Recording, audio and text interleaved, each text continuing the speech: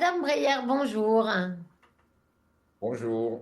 Merci d'être avec nous. Vous êtes le réalisateur de All About de Lefkovitch, qui est le film de clôture du festival Diasporama. On est ravis de vous recevoir. Adam, tell us if it was an autobiographic movie. Est-ce que c'est un film autobiographique, Adam? Oh, yes and no. Oui et non. Like in one sense, Pas vraiment en tout I cas. think most of the films La are plupart du film a quelque chose de l'autobiographie. elements used and Pas most forcément dans l'histoire elle-même, mais dans les émotions et les dynamiques qui sont utilisées. it's not really autobiographical. Certains éléments sont réels et même si d'autres sont de la fiction, nous avons essayé de trouver de vraies histoires pour mieux comprendre ces éléments. The elements are fiction. We tried to find real backstories and real stories to understand the elements better. So when we came up with the idea Lorsque nous avons eu l'idée du père entraîneur de boxe, par exemple, nous avons rencontré beaucoup d'entraîneurs de boxe we started to deal with this idea et j'ai un copain qui est le fils d'un entraîneur. is the son of a coach. I had some friends. J'ai donc commencé à chercher à savoir ce qu'il en était dans la réalité. So I started to investigate how is it in reality. So we did use Nous avons donc utilisé beaucoup d'exemples de ce genre. dynamics. Et bien sûr, pour la dynamique et les personnages, j'ai utilisé ma famille et aussi des membres de la famille de mes co-scénaristes. My family Donc, and also oui et my non. co-writers, family members. So yes and no. It's very original for us in Paris to have an Hungarian movie. It's not happening a lot. Would you say that the Hungarian cinema is in good shape? What's the stature of the cinema in Hungary? Comment ça se passe le cinéma hongrois? C'est assez original pour nous d'avoir un film hongrois au festival. Est-ce que c'est un cinéma qui est dynamique? Comment est le marché du cinéma en Hongrie? You know, it's usually at least this part of the Il y a world, beaucoup there's a lot de of politique politics, et de a lot of débats sur les debate films about que l'État what devrait should subventionner ou non. state finance, what should be private money, how to. So there are conflicts like that. Il y a des conflits là-dessus. Now as well. Mais il y a beaucoup de bons films et beaucoup de gens qui aiment le cinéma et qui veulent faire du cinéma. Et en fait, après une période où les Hongrois ne regardaient pas les films hongrois, ces 2 dernières années, les chiffres augmentent et les gens vont désormais voir des films hongrois. Nous luttons, mais je pense qu'il y a de belles améliorations et qu'il y a de très beaux films qui sortent. En fait, moi, j'ai grandi avec des comédies françaises. Donc, dans All About de Lefkovitch, je pense qu'il y a une vraie influence française. En Hongrie, il y avait des films à thème juif. Mais 99% des films à thème juif étaient des films sur la Shoah. Donc montrer la vie juive quotidienne dans un film ou une comédie, ça n'existait pas vraiment en Hongrie.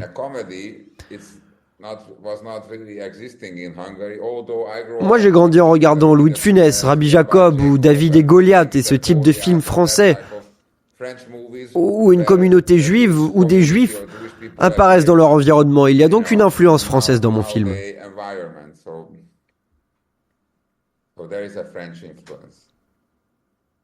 Comment c'est la situation de la communauté juive en Hongrie en ce moment? Et est-ce qu'il y a beaucoup d'antisémitisme comme on peut le voir en Europe ou à Paris? C'est un peu étrange en fait. Politiquement, aujourd'hui, la Hongrie est pro-Israël. Mais sur d'autres sujets, elle est complètement opposée.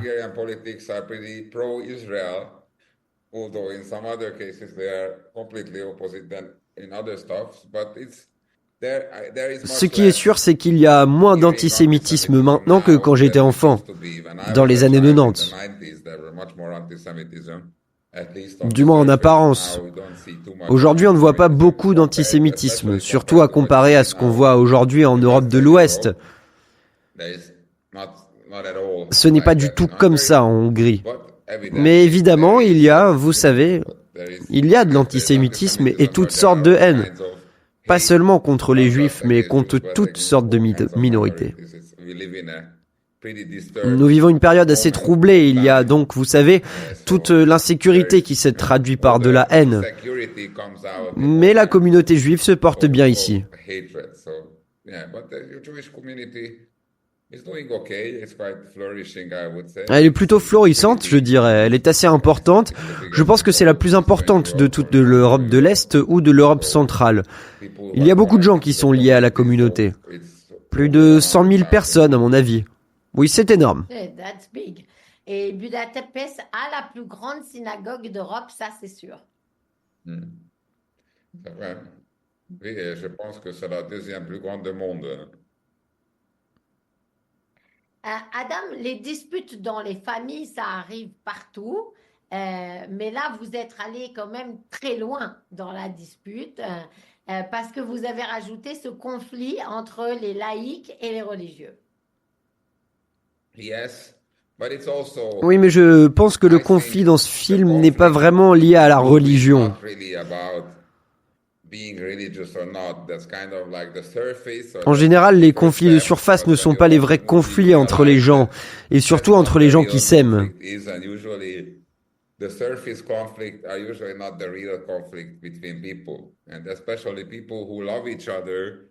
Their conflicts are usually pretty tricky, and what they Ces fight conflits sont about en général assez délicats, et ce pourquoi ils se battent est en général une excuse pour se battre à propos de quelque chose de plus profond. Surtout les hommes. C'est ce que ce film essaie de montrer un peu, comme comment les hommes têtus, les hommes à poigne, les hommes forts, les machos ont encore plus de mal à vraiment montrer ce qu'ils ressentent et quels sont leurs problèmes. Il s'agit donc de montrer comment une situation émotionnelle comme le deuil, ces hommes peuvent s'ouvrir et essayer de faire face à leur douleur. C'est un film sur la transmission, Adam. Il y a 3 générations, on le voit sur l'affiche. Il y a le grand-père, le père et le fils. Qu'est-ce qui est plus important aujourd'hui, selon vous, à transmettre comme valeur? I guess it's more the restarting that is important. That usually I see that dynamic. La dynamique que je vois généralement, c'est que chaque enfant pense que ses parents ont mal fait les choses avec eux et ils commencent à faire le même genre d'erreur avec leur propre enfant. Puis ils commencent à remarquer que leurs enfants ont une bien meilleure relation avec leurs parents que ce qu'ils ont avec eux. Et quand ils se rendent compte qu'ils font les mêmes erreurs, ils commencent à respecter leurs parents. Ils comprennent qu'ils sont juste des humains qui essayent de faire au mieux. C'est un cercle vicieux. Je vois ça souvent dans ma famille et dans d'autres familles. C'est toujours comme ça que ça se passe. Mais c'est aussi une chance, parce que c'est comme ça qu'on se fait pardonner les erreurs qu'on a faites, et c'est comme ça qu'on grandit, qu'on change, que les rôles qu'on joue dans la vie changent.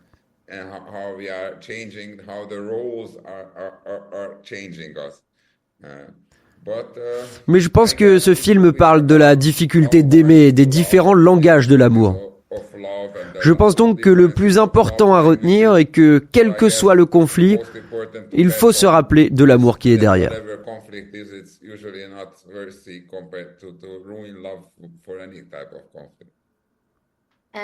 Ariel est très mignon, vraiment. Est-ce que ça a été difficile de trouver l'enfant pour jouer ce personnage?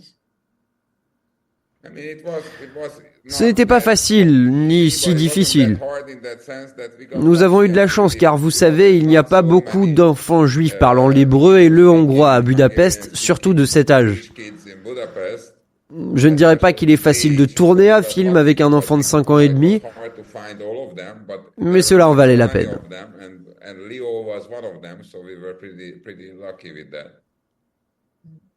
I wouldn't say it's easy to shoot a movie with a 5.5-year-old, but it was worth it.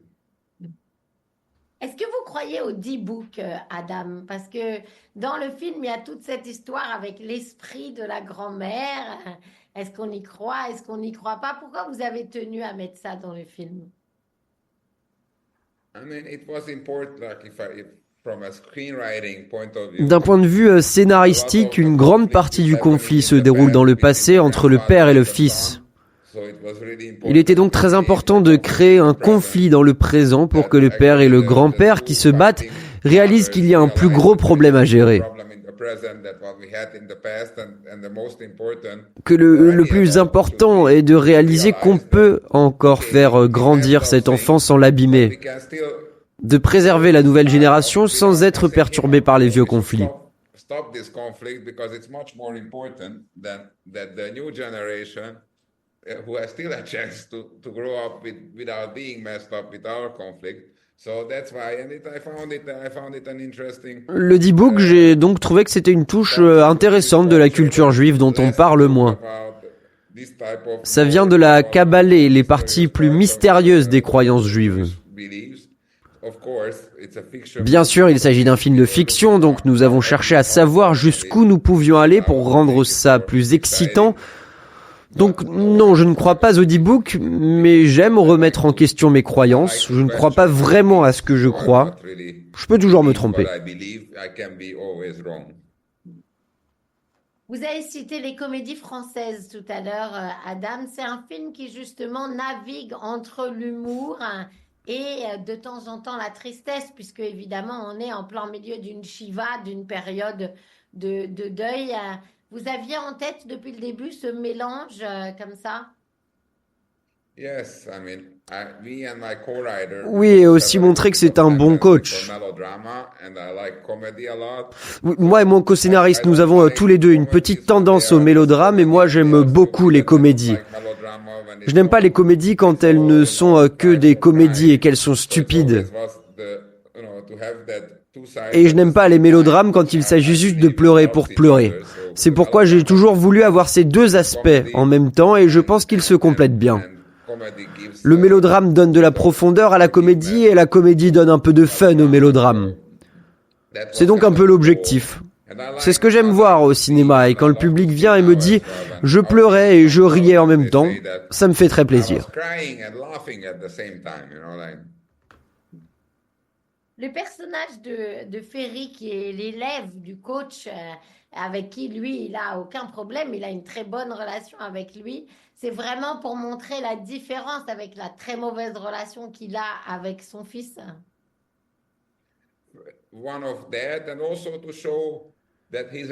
Oui, et aussi montrer que c'est un bon coach, que son obsession pour le sport qui a créé le conflit avec son fils a aussi des avantages pour d'autres.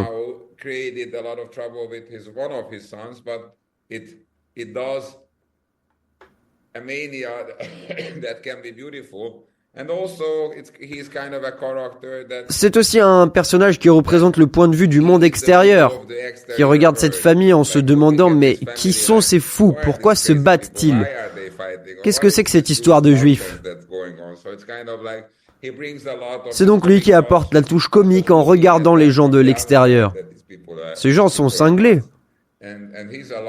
C'est un jeune homme adorable et nous lui avons souvent donné des phrases philosophiques très profondes. En fait, c'est lui qui est le plus sage d'entre eux.